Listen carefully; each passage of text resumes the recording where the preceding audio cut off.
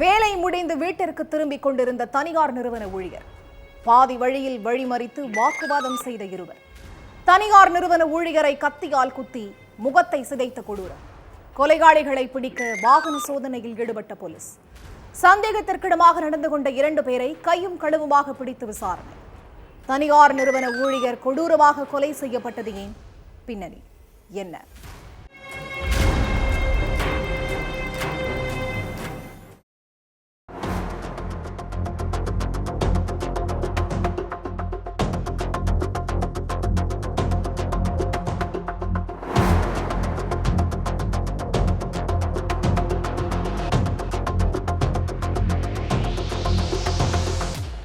19ஆம் தேதி நைட்டு கிருஷ்ணாபுரம் பகுதி வழியா பொதுமக்கள் சிலர் பைக்ல போயிட்டு இருந்தாங்க. அப்போ சாலையோரத்துல உள்ள முட்புதர்ல முகம் சிதந்த நிலையில ஒருத்தரோட சடலம் கிடந்திருக்கு.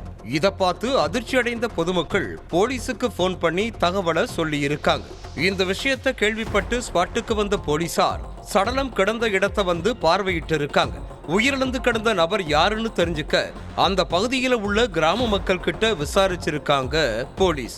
அதுலதான் உயிரிழந்தது செக்கடிக்குப்பம் பகுதியைச் சேர்ந்த வேலுன்னு தெரிய வந்துச்சு. இந்த வழக்கு தொடர்பா தனிப்படை அமைச்ச போலீஸ் கொலையாளி யாருன்னு கண்டுபிடிக்க அந்த ஏரியாவில் உள்ள மொத்த சிசிடிவி காட்சிகளையும் எடுத்து பார்த்திருக்காங்க.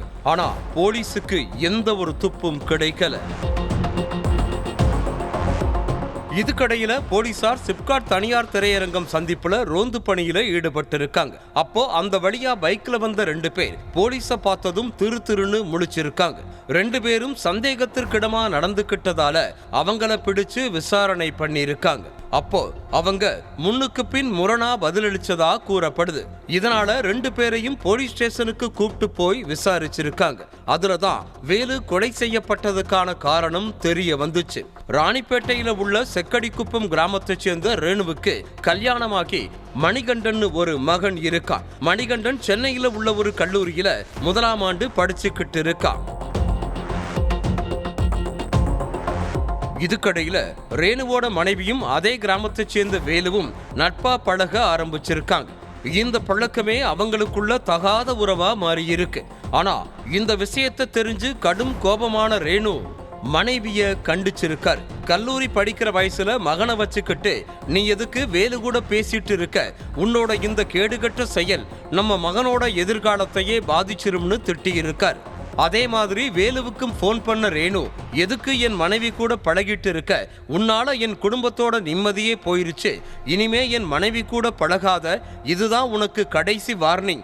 இதுக்கப்புறமும் நீ என் மனைவி கிட்ட பேசுனா உன்னை உயிரோடையே விடமாட்டேன்னு மிரட்டி இருக்கார். இதனால போன்லயே 2 பேருக்கும் இடையில பிரச்சனை ஏற்பட்டு இருக்கு. 2 பேரும் போன்லயே மாறி மாறி தகாத வார்த்தைகளால திட்டிக்கிட்டாங்க. ஆனா இவ்வளவு பிரச்சனை நடந்தும் ரேணுவோட மனைவியும் வேலுவும் தொடர்ந்து பேசி பழகிட்டு தான் இருந்திருக்காங்க. இதனால கடும் கோபமான கணவன் நடந்த எல்லாத்தையும் தன்னோட மகன் கிட்ட சொல்லி வேலுவை கொலை பண்ண திட்டம் போட்டு இருக்காங்க. சம்பவத்தன்னைக்கு வேலு வேலைக்கு போயிட்டு பைக்ல வீட்டுக்கு திரும்பிட்டு இருந்தார். அப்போ கிருஷ்ணாபுரம் பகுதியில வச்சு வேலுவை வழிமறிச்சு வாக்குவாதத்துல ஈடுபட்டு இருக்காங்க ரேணுவும் அவரோட மகனும்.